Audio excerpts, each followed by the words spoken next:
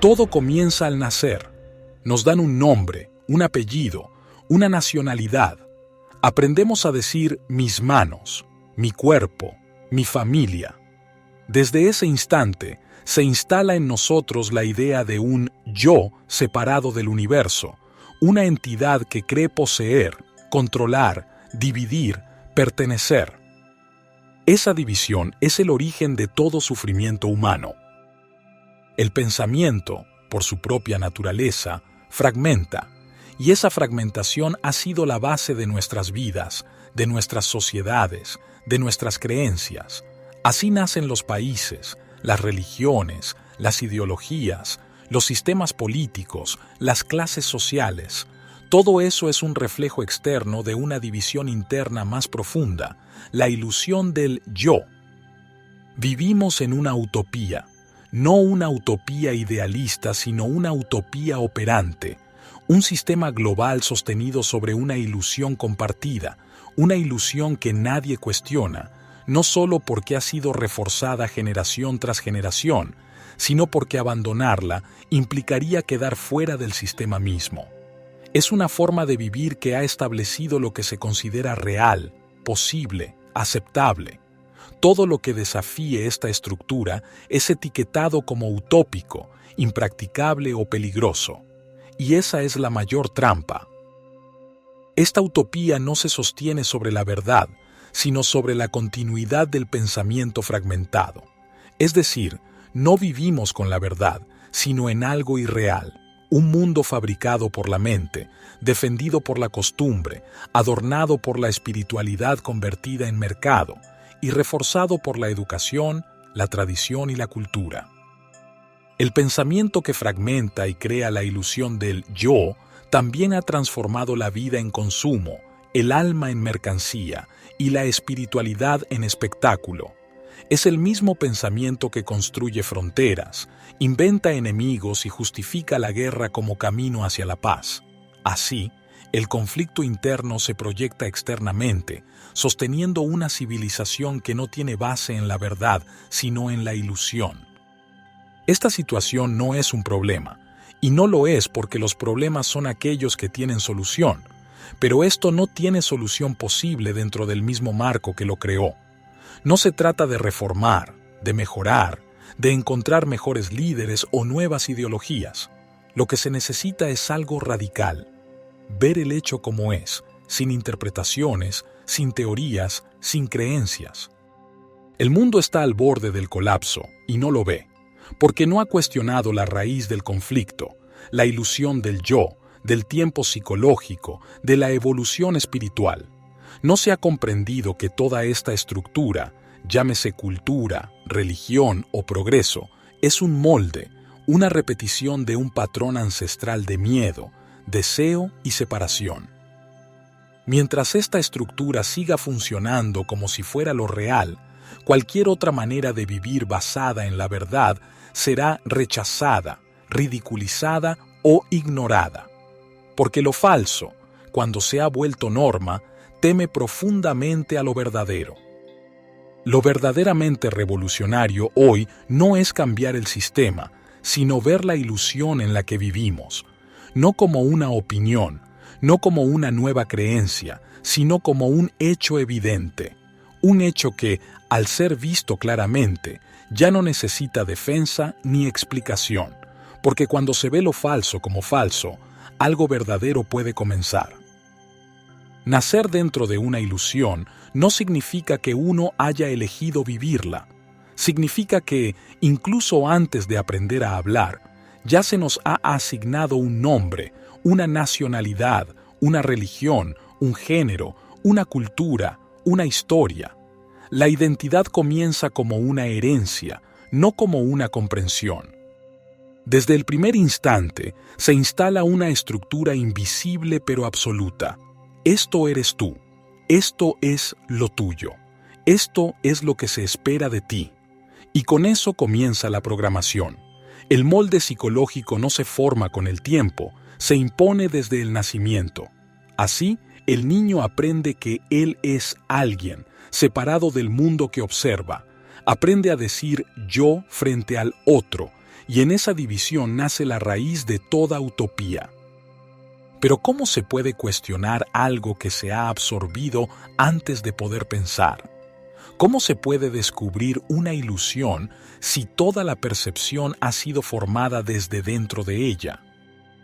El condicionamiento no solo moldea nuestras respuestas, moldea lo que consideramos realidad. Lo que creemos real es solo lo que encaja dentro de ese molde. Cualquier cosa fuera de él es considerada utopía, locura, herejía, peligro. ¿Es posible entonces ver el molde mientras aún se está dentro de él? ¿Puede una mente condicionada por completo ver la naturaleza de su propia prisión? Tal vez la clave esté en ver sin pretender escapar, sin desear cambiar o mejorar. Solo ver. Porque en ese ver sin movimiento, sin dirección, puede aparecer una claridad que no pertenece al molde. Como se dijo, desde niños aprendemos a decir mi cuerpo, mi vida, mi conciencia, como si existiera un centro interno real que posee todo eso. Nunca nos preguntamos si ese yo, esa voz interna que dice esto es mío, tiene existencia propia, o si es simplemente una construcción creada por el pensamiento y sostenida por el lenguaje. ¿Existe realmente un centro desde el cual vivimos? ¿O vivimos desde una imagen que el pensamiento ha fabricado y que llamamos yo? El lenguaje mismo refuerza esa ilusión. Decimos mi cuerpo, como si el cuerpo fuera algo distinto de quien lo vive. Decimos mi conciencia, como si la conciencia fuera una propiedad privada. Pero cuando observamos con claridad, sin ideas, sin conclusiones, ¿qué encontramos? Solo encontramos pensamiento tras pensamiento, memoria tras memoria, creando una narrativa centralizada. Esa narrativa es el yo. No hay un yo separado del proceso del pensar. El yo es pensamiento. Esta ilusión crea una sensación de identidad, de control, de separación, pero también, inevitablemente, produce conflicto, comparación, miedo y aislamiento, porque cuando el yo es el centro, todo lo demás gira alrededor de su seguridad, su placer, su continuidad. Y así comienza la fragmentación. Yo y tú, nosotros y ellos, mi país, mi raza, mi creencia, mi verdad, mi experiencia, mi Dios, todo gira en torno a la preservación del yo, aunque ese yo no tenga una existencia real más allá de las imágenes que el pensamiento ha construido. Y entonces la pregunta es ineludible. ¿Puede haber verdadera relación con otro ser humano, con la naturaleza, con la totalidad de la vida, cuando todo está filtrado por el yo? La utopía en la que vivimos se ha construido precisamente sobre esta base fragmentada, un mundo de millones de yo's aislados, cada uno buscando su propia seguridad, su propio paraíso personal. Pero ese paraíso nunca llega, porque la raíz es ilusoria, y lo que es ilusorio, por mucho que se adorne, no puede dar fruto verdadero. El pensamiento es una herramienta extraordinaria. Ha creado el lenguaje, la ciencia, la tecnología, la organización social, pero también ha creado la división, el conflicto, la guerra, la ideología, la comparación. Y es aquí donde surge la pregunta fundamental. ¿Puede el pensamiento dar origen a algo que no sea fragmentado? Por su naturaleza, el pensamiento surge del pasado, de la memoria, la experiencia acumulada, el conocimiento. Opera dentro del campo del tiempo, no del tiempo cronológico, sino del tiempo psicológico. Esa sensación de continuidad creada por la memoria, por el deseo, por la idea de que el yo puede convertirse en algo más. Ese tiempo psicológico es el alimento del yo, porque le da la ilusión de un futuro donde podrá realizarse, cambiar, evolucionar, alcanzar algo superior. Todo esto no es más que continuidad proyectada desde el centro. Y aquí aparece algo crucial. El pensamiento fragmenta porque actúa desde un centro ilusorio, el yo, que busca permanencia, seguridad, éxito, identidad. Ese centro operante que llamamos yo es en sí mismo una construcción del pensamiento. No tiene existencia propia, independiente. Es un conjunto de recuerdos, identificaciones, experiencias acumuladas que han creado una imagen de sí. Pero desde esa imagen, desde esa fragmentación interna, se proyecta todo hacia afuera. Así se ha construido el mundo que conocemos, desde una mente fragmentada, con un centro ilusorio en busca de continuidad. Las naciones, las religiones, los sistemas económicos y políticos no son otra cosa que la proyección externa del deseo de seguridad interna del yo. Y por eso, lo externo repite una y otra vez el mismo patrón de lucha, conflicto y separación. Esto no es solo una observación teórica, es uno de los pilares invisibles sobre los cuales se sostiene la utopía moderna. Un mundo construido desde la fragmentación y que paradójicamente busca la unidad con herramientas que dividen. Pero aquí llegamos a la contradicción esencial. ¿Puede el pensamiento, que ha creado el yo y su tiempo psicológico, resolver los problemas que él mismo ha generado? Eso es lo que intentamos constantemente. Reformamos instituciones, creamos nuevos sistemas, perseguimos nuevas ideologías o promesas espirituales. Pero el núcleo sigue intacto. El centro que busca continuidad, el yo, no ha sido comprendido. Mientras ese centro ilusorio sea el que actúe, todo intento de transformación seguirá siendo parte del mismo ciclo de división y sufrimiento. El pensamiento, al servicio del yo, nunca podrá crear unidad. Solo puede repetir variaciones de lo mismo, porque está atrapado en su propio patrón de tiempo, miedo y deseo. No hay método ni técnica capaz de disolver esta ilusión, porque toda técnica es creada por la misma ilusión. Solo la observación directa, sin esfuerzo ni dirección, tiene el poder de revelar claramente la falsedad del yo. Lo veremos con más claridad cuando observemos cómo esa ilusión busca consuelo incluso en lo que llama espiritualidad. ¿Qué hace que aceptemos una vida basada en la falsedad? Esta pregunta no es meramente filosófica, es urgente, es directa. ¿Por qué vivimos como si lo irreal fuera lo verdadero, como si la estructura de pensamiento, creencias y costumbres que hemos heredado fuera lo natural, lo inevitable? La respuesta no está fuera de nosotros, no es culpa de los gobiernos, ni de las religiones, ni de la historia.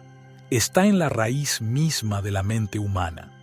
Hemos sido condicionados desde el nacimiento para aceptar la ilusión como si fuera realidad, y no lo cuestionamos.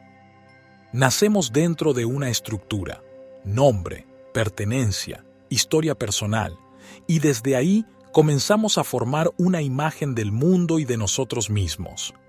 Esa imagen es reforzada por la costumbre, la tradición, la cultura y el deseo. Todo conspira, sin intención maliciosa pero con efecto devastador, para mantenernos dentro de un molde que no percibimos porque ya estamos dentro de él antes de tener conciencia. Entonces, ¿cómo podría alguien ver que vive en una prisión si ha decorado cada una de sus paredes?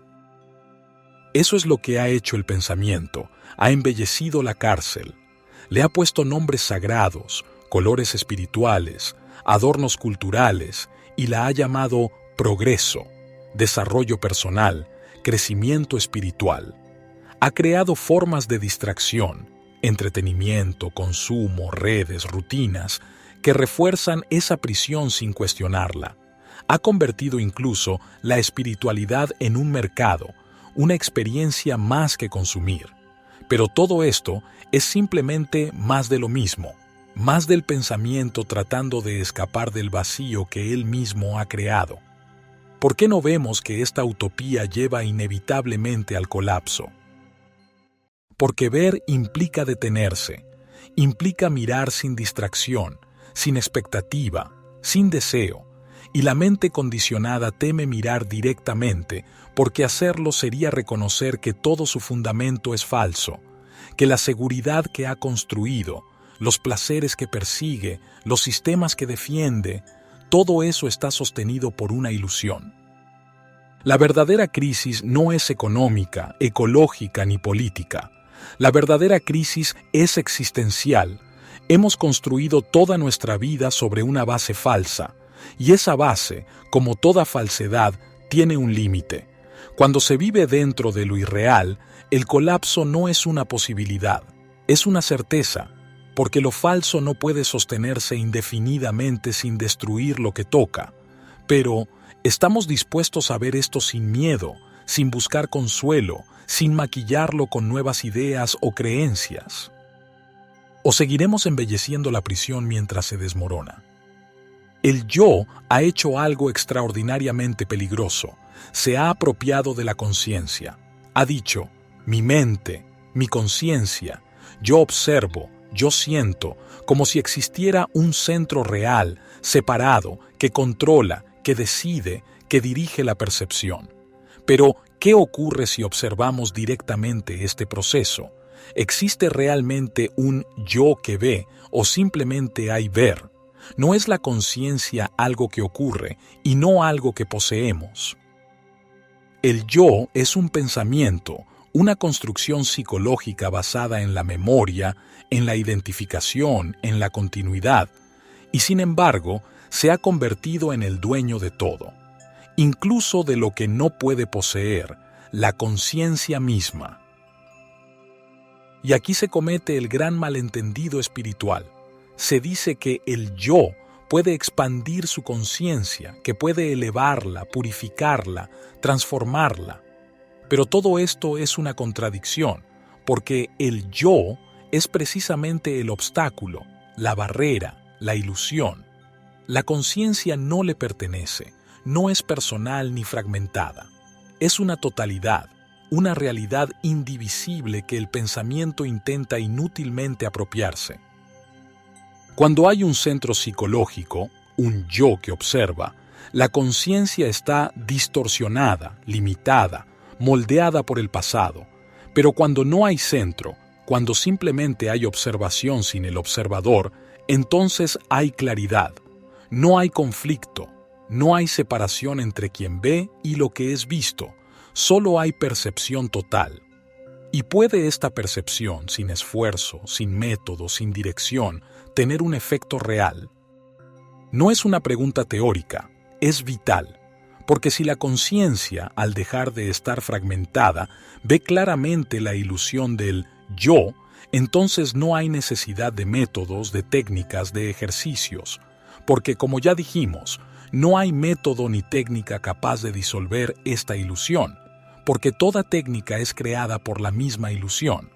Solo la observación directa, sin esfuerzo ni dirección, tiene el poder de revelar claramente la falsedad del yo. Esa observación no es de alguien, es conciencia viéndose a sí misma, sin fragmentación, sin juicio, sin separación. Y cuando eso ocurre, lo falso cae por su propia inestabilidad. No hay iluminación, no hay logro, no hay recompensa, solo queda lo que es, y lo que es no necesita ser cambiado. Cuando el sufrimiento se vuelve insoportable, el yo busca consuelo. No busca comprender la raíz del dolor, sino anestesiarlo, decorarlo, posponerlo. Y uno de los caminos más comunes para lograrlo es la espiritualidad. Pero, ¿qué entendemos hoy por espiritualidad? ¿Es acaso libertad, claridad, transformación verdadera? ¿O es una sofisticada forma de consuelo, de distracción? ¿No se ha convertido, en muchos casos, en un refugio estético para el miedo y el sufrimiento? La espiritualidad moderna, desde sus formas esotéricas hasta las religiosas institucionales, ha sido absorbida por la utopía operante, se ha transformado en un mercado, se venden cursos, activaciones, amuletos, iniciaciones, prácticas para atraer, para manifestar, para sanar.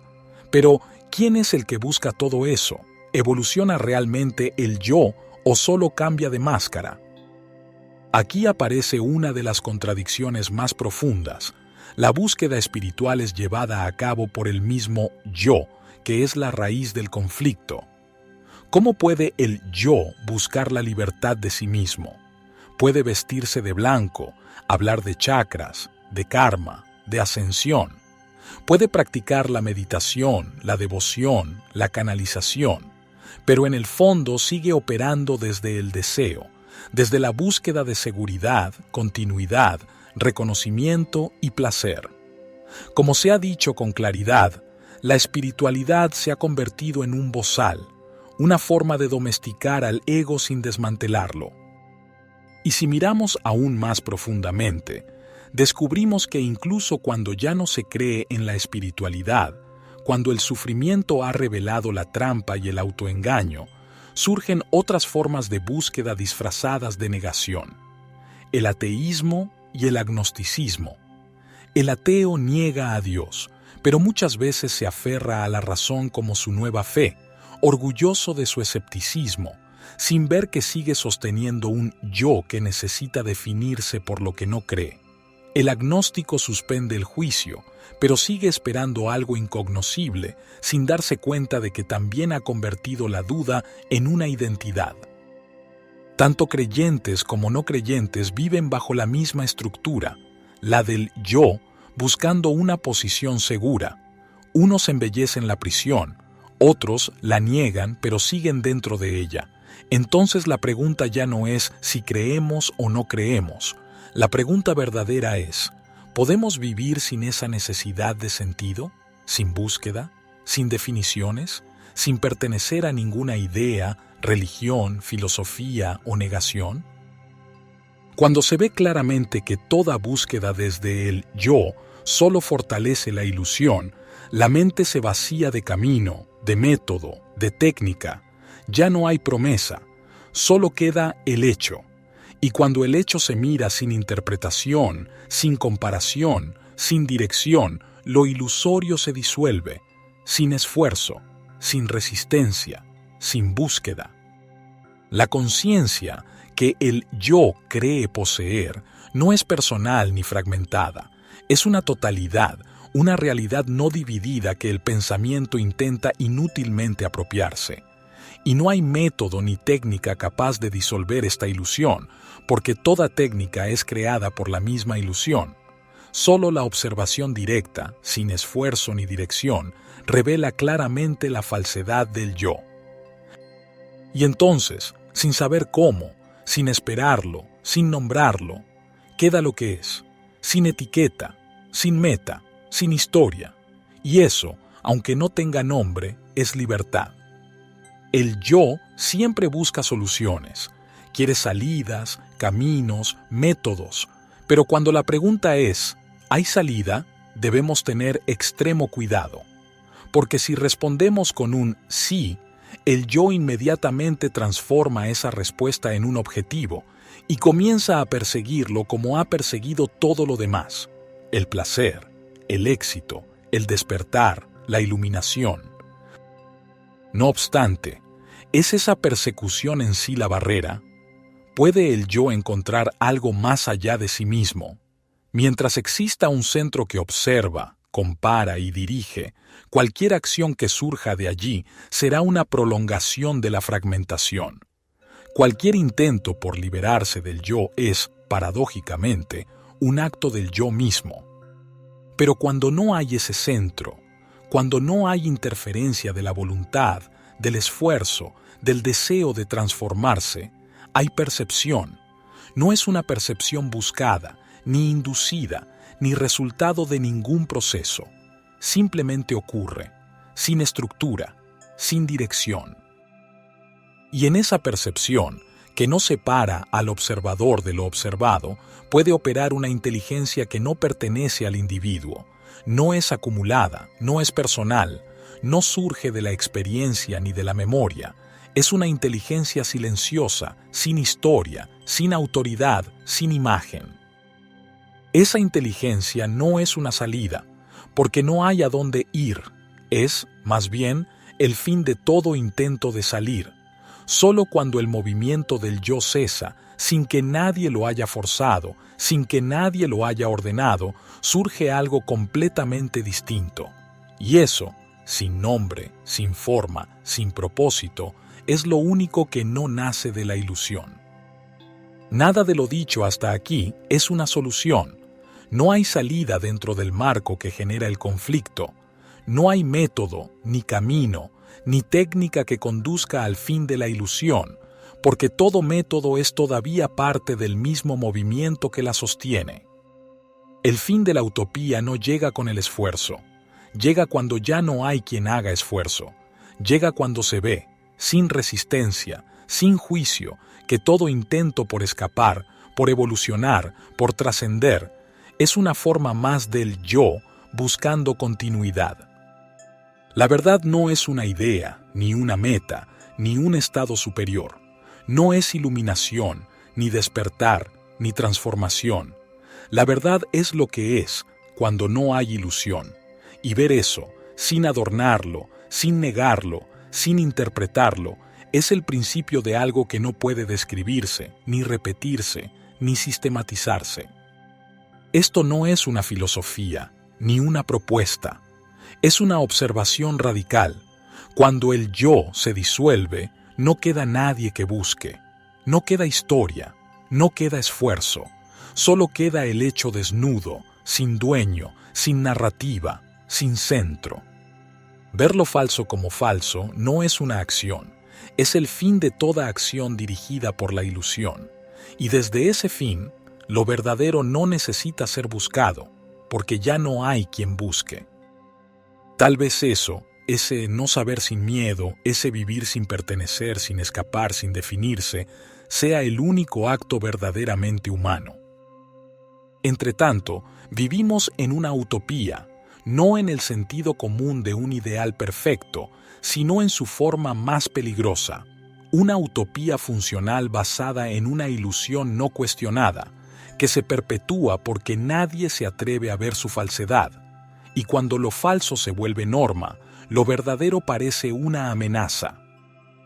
Vivimos en un mundo donde se educa para la competencia y luego se exige cooperación, donde se persigue la paz fabricando armas, se venera la libertad dentro de sistemas de control y se idolatra la verdad mientras se premia la mentira.